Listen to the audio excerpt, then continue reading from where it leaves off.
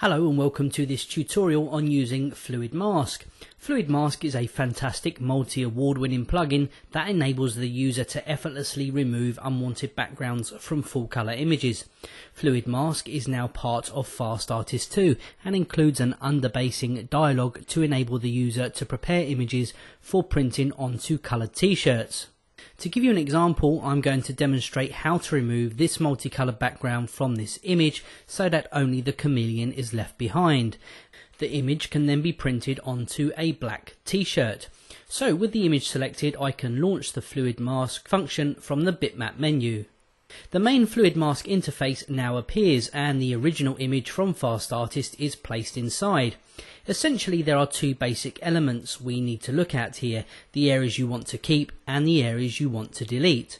Now the main tools used to achieve this are located here on the left in this tools palette. The green tools are used for selecting keep areas and the red tools for selecting areas to delete. Now the first thing you'll notice is the series of lines that have been automatically placed upon the image. When an image is first loaded, Fluid Mask will automatically seek out and define any natural edges within the photo. The number of edges that are automatically detected in this way will depend largely on the image itself, but also on where you have the edge finding scale set. On the right here is a slider, and this can be used to increase or decrease the number of edges that Fluid Mask auto detects, and this scale can be adjusted on a job by job basis. The default value is 50%, so I'm going to leave this as it is for this example, but it's worth noting that this is one of the most important parts of Fluid Mask, and if you are not getting a pleasing result with your own images, a small adjustment here can often be the perfect remedy. The next task here is to simply fill in the selected areas with Keep Mask or Delete Mask, and this can be done with the relevant tools from the palette.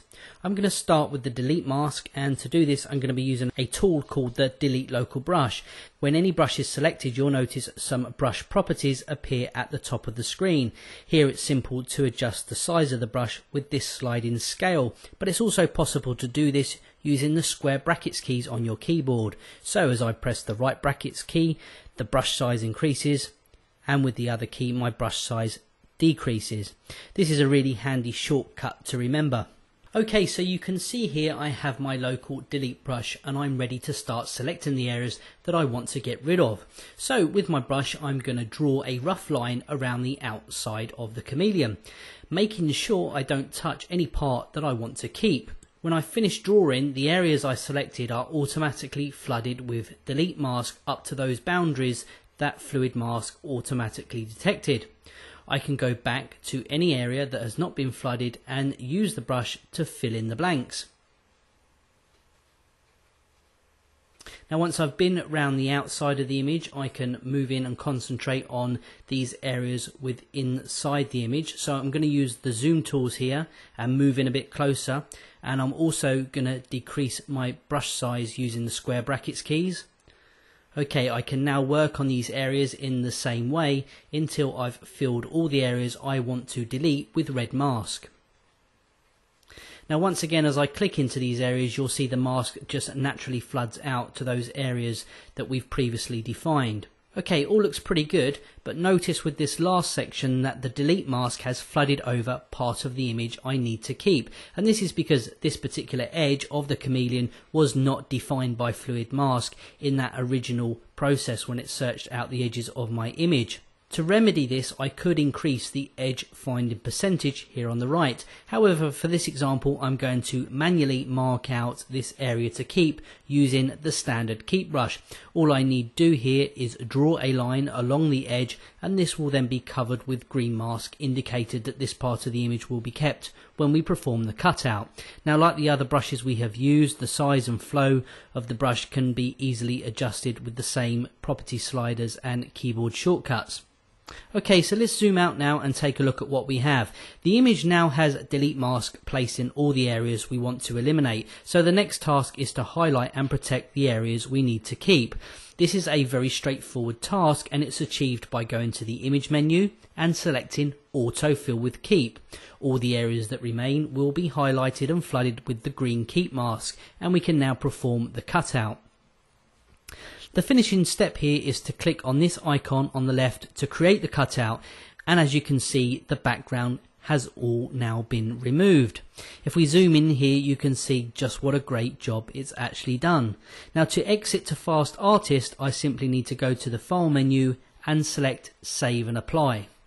As the image arrives back in FastARTIST, you will see this additional dialog appear which asks if you would like to create an underbase layer from the transparency settings. Now by clicking yes and selecting a few options, the image will be converted to an image plus underbase ready for printing onto a coloured t-shirt.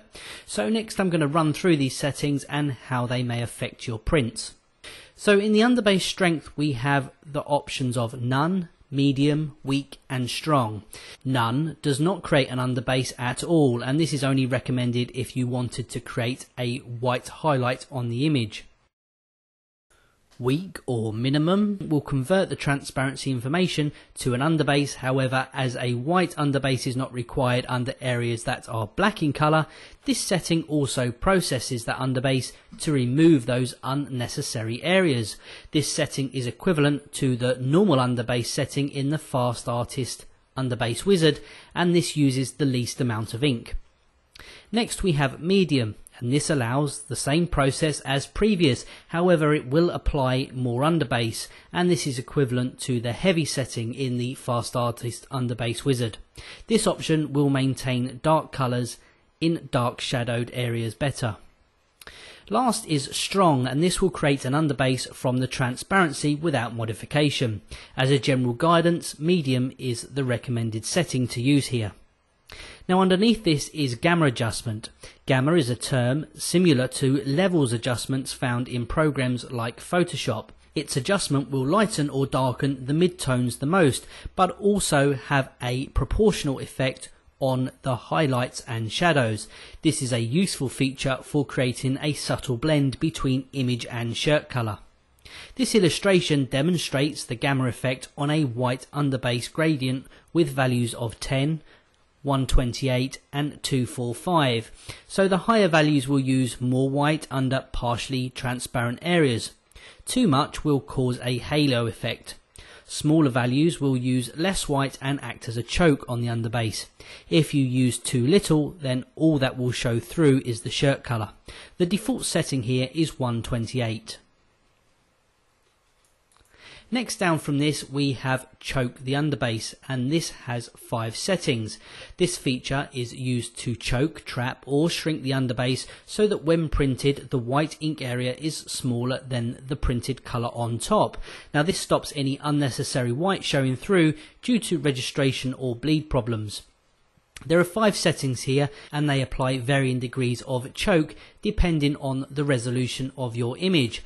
The best results are minimum or medium for light coloured shirts and medium or maximum for black shirts.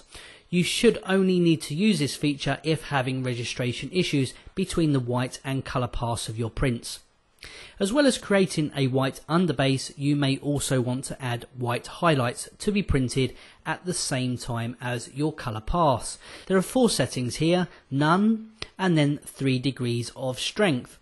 Although this feature works well with some images, using too much white in this way can cause colour to become washed out. If you use this feature, then do it sparingly to avoid any colour shift, unless of course you are printing an image that contains only white.